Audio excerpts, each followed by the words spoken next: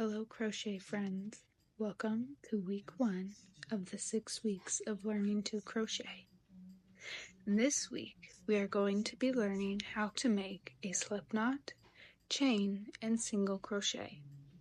Linked down below is a PDF worksheet with everything we covered today and images for reference. Now, let's get back to the basics. For most projects, you're going to be starting with a slip knot.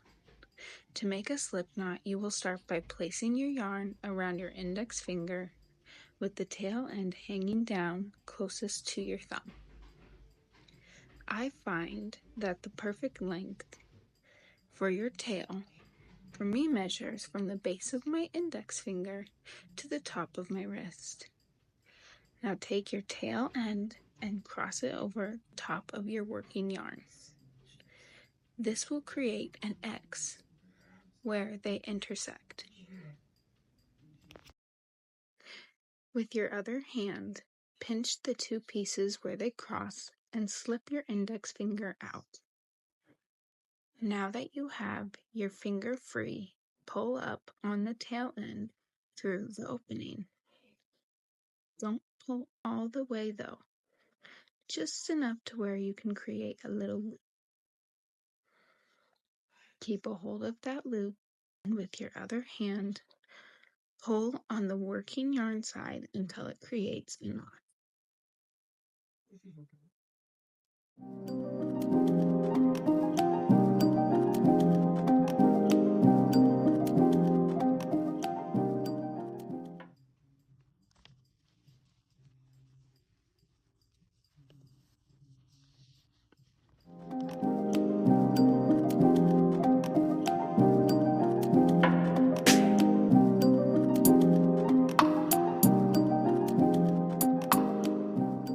Now before we go over making a chain, it's important to know how to hold your yarn to maintain the best tension.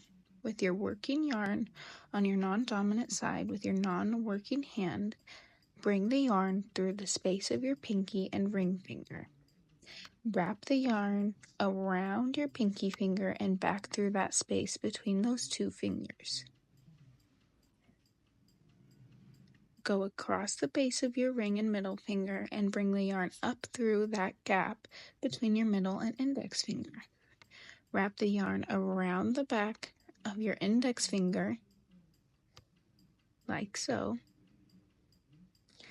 Now grab the yarn where the base of the hook is and the slip knot intersect together. And now we can start our chain. Starting your chain is pretty easy. The most important part is making sure your chains are not too tight. We are going to start by yarning over our hook with the face of your hook facing up.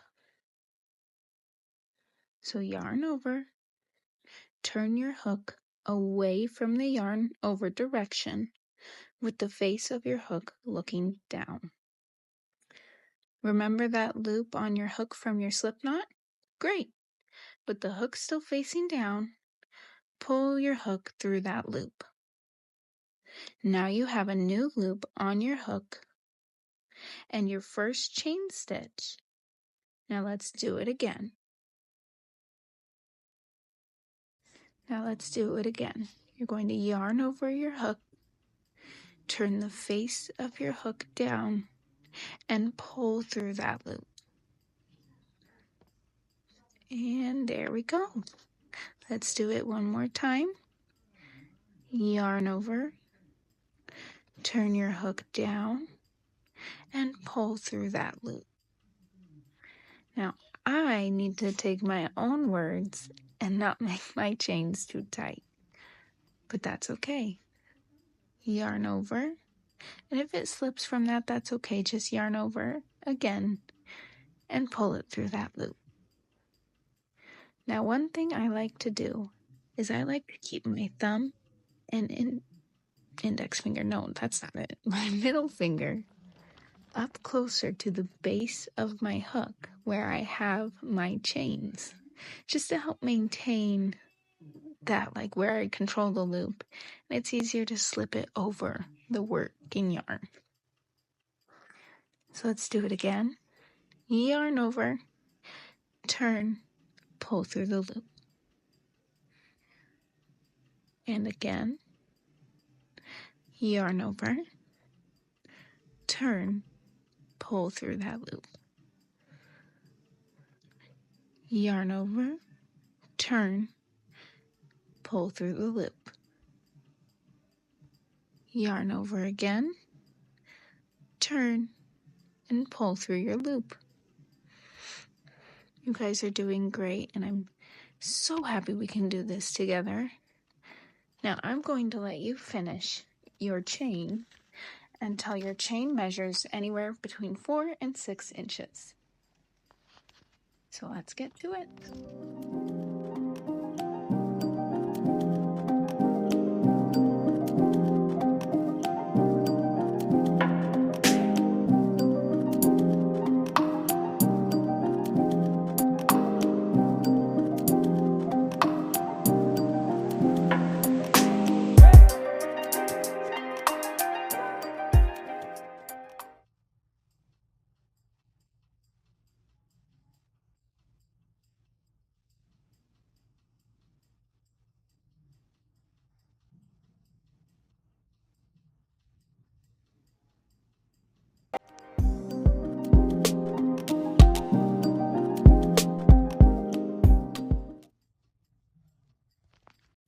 You will see a ridge and a V shape where your stitches interlock. You'll be inserting your hook into that ridge space. So here's your ridge, here's the V shape where they interlock. You'll be inserting your hook right there into that big bubble piece, or also known as the chain stitch. So you're going to skip your first chain, your first little chain stitch closest to your hook, and insert your hook through that ridge. Now you're going to yarn over your hook, turn, and just pull through the chain space. Now you have 2 loops on your hook. Pinch your middle finger and thumb at the base of those loops, yarn over, turn your hook, and pull through both loops. All right, look at you go. Let's do it again. You're going to insert your hook now in the next chain space, so no more skipping chain spaces, or your chain stitches, I should say. So let's insert our hook into that chain. So we'll push it through the chain, yarn over, turn, and pull through the chain space.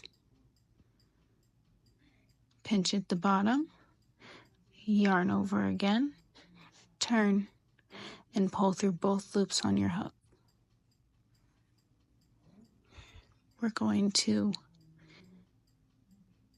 identify where our next chain stitch is. Push through that chain stitch, yarn over, turn, and pull through that chain stitch. Pinching at the base of the 2 loops, you'll yarn over, turn, and pull through both of those loops that were on your hook. Insert your hook into the next chain stitch, yarn over, turn, and pull through your chain stitch. Pinching at the base of your now 2 loops, yarn over, turn, pull through both loops. Let's do it a few more times together before you move on. Identify your next chain stitch, insert your hook through the ridgy part of it, yarn over, turn, pull up a loop through that chain stitch. Pinch at the base of those 2 loops, yarn over, turn, and pull through both loops. Now let's keep working across until you have reached the end of your row.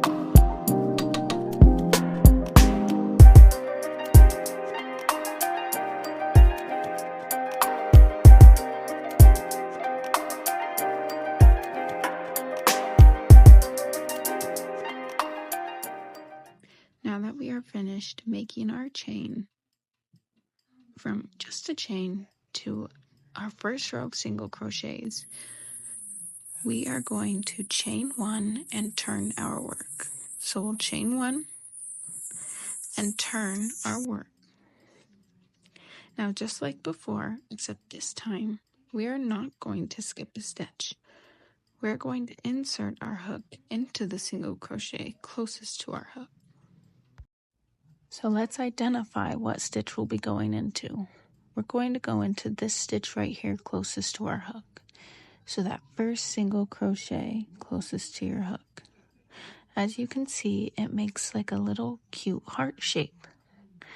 You'll be wanting to slip your hook under both loops of that single crochet from your previous row. So let's do it. We're going to get our working yarn, push through that first single crochet.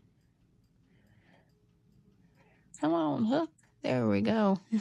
Yarn over, turn down, and pull up a loop. Yarn over, turn, pull through 2 loops. Let's do it again. Inserting your hook into the next single crochet from your previous row. So let's identify it. Insert your hook through that single crochet. Yarn over. So you're going to insert your hook through that next single crochet. Yarn over. Turn your hook. Pull up a loop. Yarn over again. Turn and pull up a loop. Let's do it a few more times together. Insert your hook through that single crochet, yarn over, and pull up a loop. So now I'm going to have you continue chaining to the end of each row, or crocheting to the end of each row, and then from there you and I will meet back up when our square is completed and we have a 4x4 or a 6x6 square.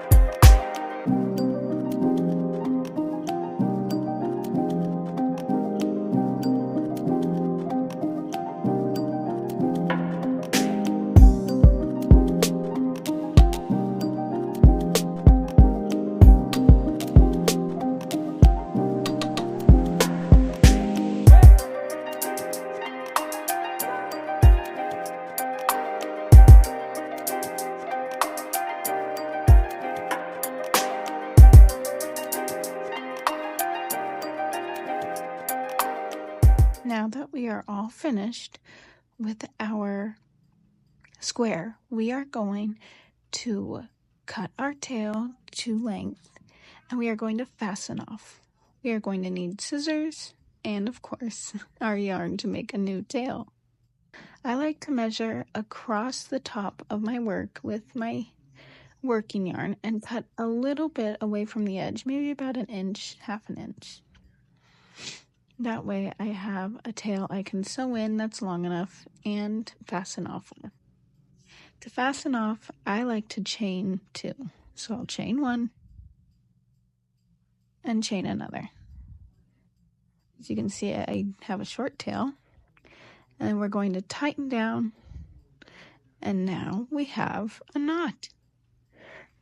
You have officially just created your first square of single crochets. This can be used for many projects, and we'll go over that in a later video. Thank you for joining me today, and don't forget to like and subscribe for more videos. See you next Sunday. Have a great week.